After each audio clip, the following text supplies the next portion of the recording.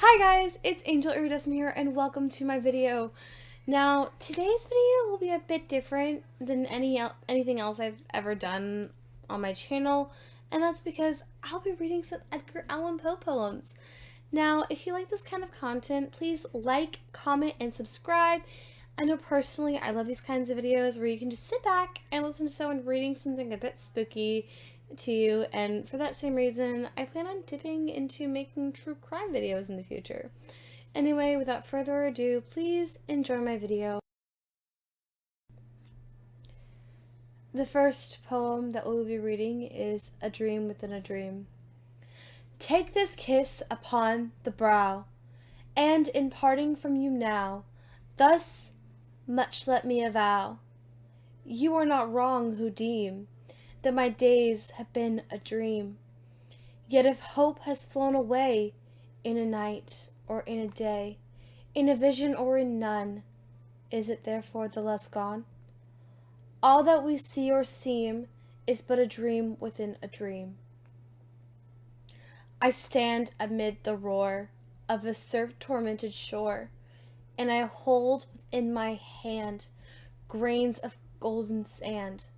How few, yet how they creep through my fingers to the deep, while I weep, oh God, can I not grasp them with a tighter clasp?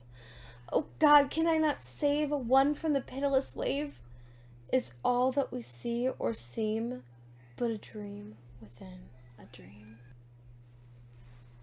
This next poem is the poem called Alone. Also, sorry if you're hearing some feedback. I just noticed that there's probably some feedback. It's from the TV in the living room. It's something that somebody I live with is watching, so I can't change it. But yeah, just thought I'd mention that. So yeah, this next poem is called Alone. It was published in 1875. So, here we go. From childhood's hour, I have not been as others were, I have not seen. As others saw, I could not bring my passions from a common spring. From the same source I have not taken my sorrow I could not awaken, my heart to joy at the same tone. And all I loved alone. Then in my childhood in the dawn of a most stormy life was drawn from every deep of good and ill, the mysterious which binds me still, from the torment or the fountain, from the red cliff or the mountain, from the sun that round me rolled in its autumn tint of gold, from the lightning in the sky as it passed me flying by, from the thunder and the storm and the cloud that we took the form, when the rest of heaven was blue, of a demon in my view.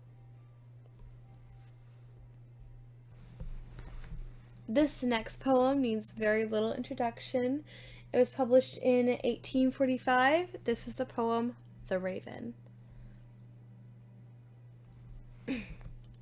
Once upon a midnight dreary, while I pondered weak and weary over many a quaint and curious volume of forgotten lore, while I nodded nearly napping, suddenly there came a tapping, as of someone gently rapping at my chamber door.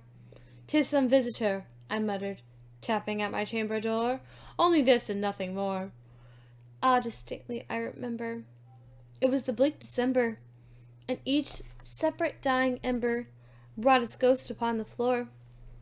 Eagerly I wished the morrow, vainly I had sorrow to borrow from my book's decrease of sorrow for the lost Lenore, for the rare and radiant maiden whom the angels named Lenore, nameless here forevermore. And the silken, sad, uncertain rustling of each purple curtain thrilled me, filled me with fantastic terrors never felt before. So now, to still the beating of my heart, I stood repeating, "'Tis some visitor, entreating entrance at my chamber door. Some late visitor, entreating entrance at my chamber door. This is it, and nothing more." Presently, my soul grew stronger, hesitating then no longer. "Sir," said I, "or madam, truly your forgiveness I implore. The fact I was napping, and so gently you came rapping, and so faintly you came tapping, tapping at my chamber door, that I scarce was sure I heard you. Here I opened the door. Here I opened wide the door. Darkness there, and nothing more.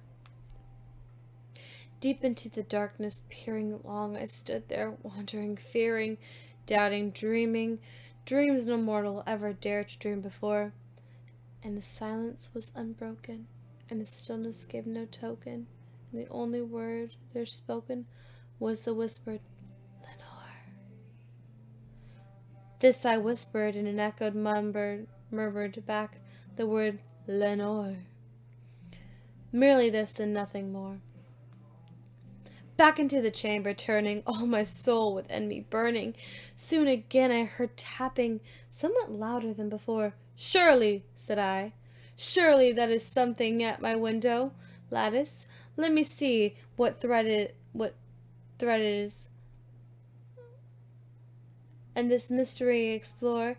Let my heart be still a moment, and this mystery explore. 'Tis the wind, nothing more. Open here I flung the shutter, when with many a flirt and flutter, in there stepped a stately raven of the saintly days of yore. Not the least obese made he, not a minute stopped or stayed he, but with the mien of lord and lady, perched upon my chamber door, perched upon a bust of Pallas, just above my chamber door, perched and sat, and nothing more.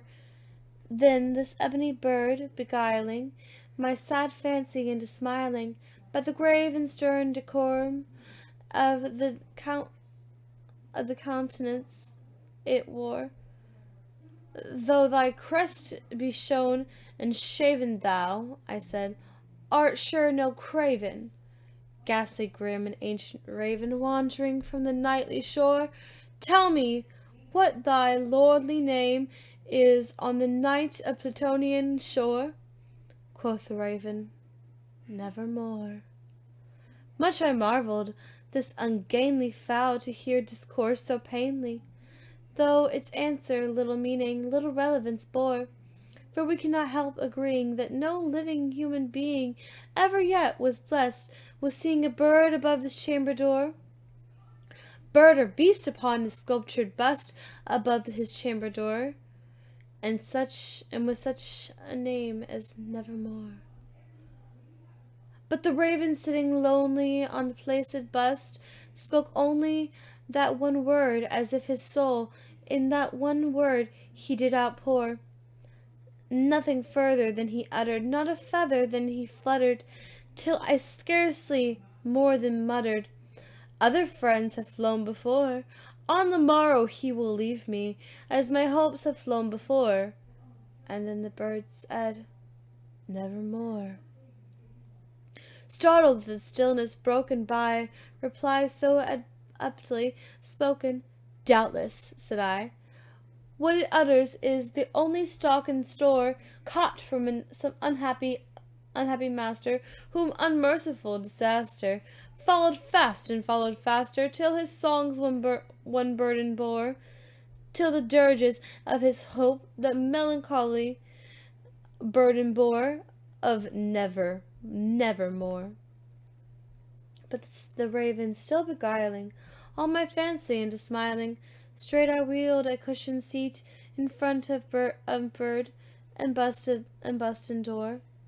Then upon the velvet sinking, I betook myself to linking fancy unto fancy, thinking what this ominous bird of yore, what this grim, ungainly, ghastly, gaunt, and ominous bird of yore meant in croaking, nevermore.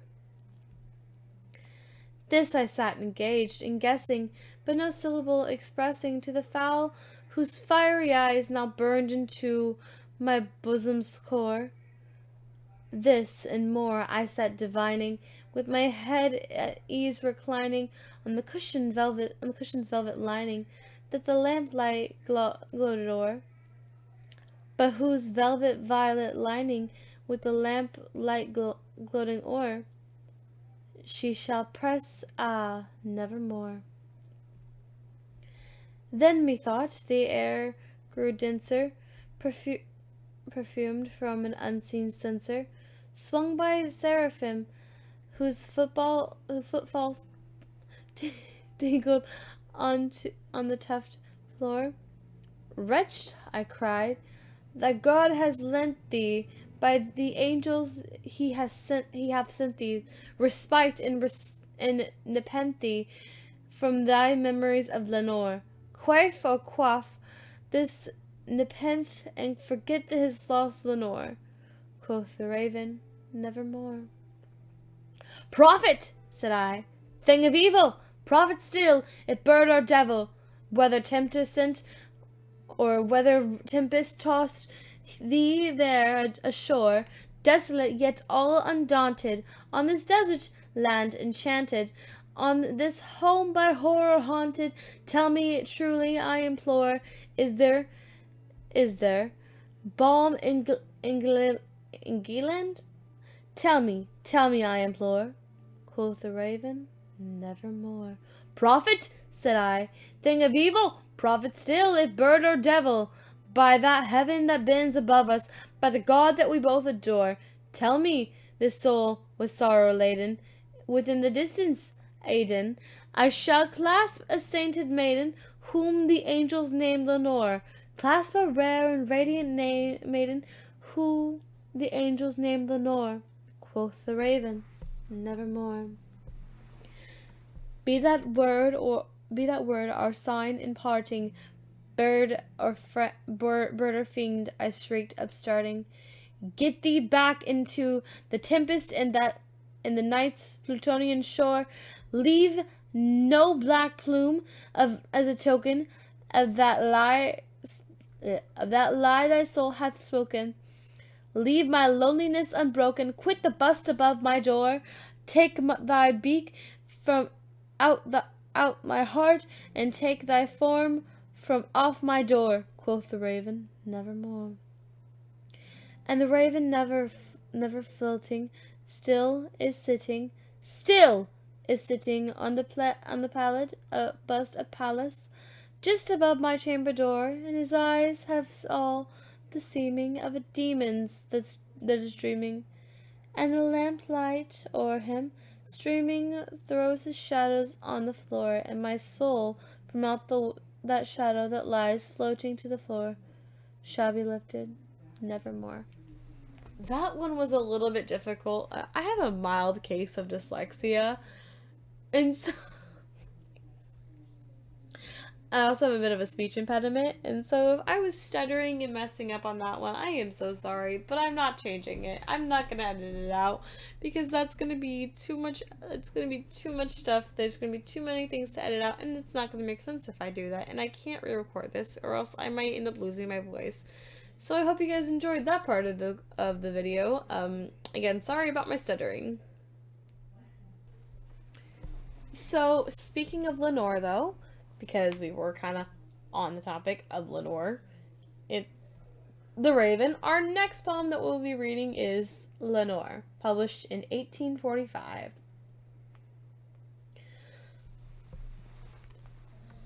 Ah, broken is the golden bowl, the spirit flown forever. Let the bell toll. A saintly soul floats on the Stagan river. And Guy de Vere, hast thou no tear? Weep now or nevermore. See on yon drear and rigid bier, low lies thy love, Lenore. Come, let the burial rite be read, the funeral song be sung, an anthem from the queenliest dead that ever died so young. A dirge for her, the doubly dead, in that she died so young. Wretchless!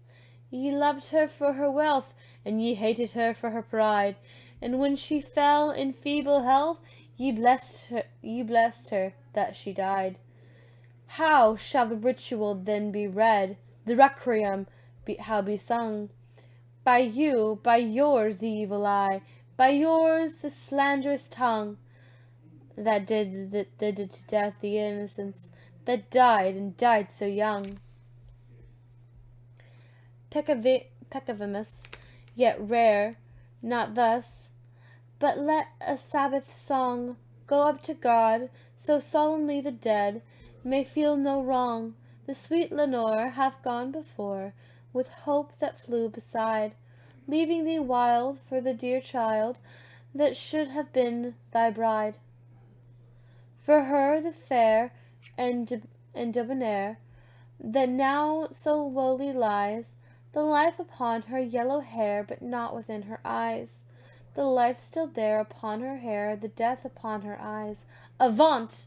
Avaunt from fiends below the indigent ghost is riven, from hell unto a high estate, far up within the heaven, from grief and groan to a golden throne beside the King of heaven.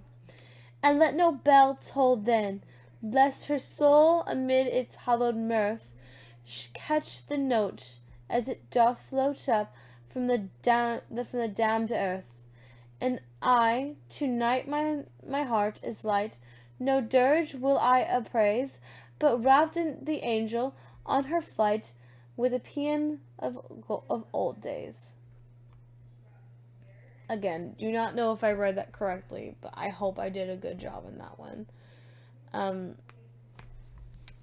Let's just hope I did great on that one.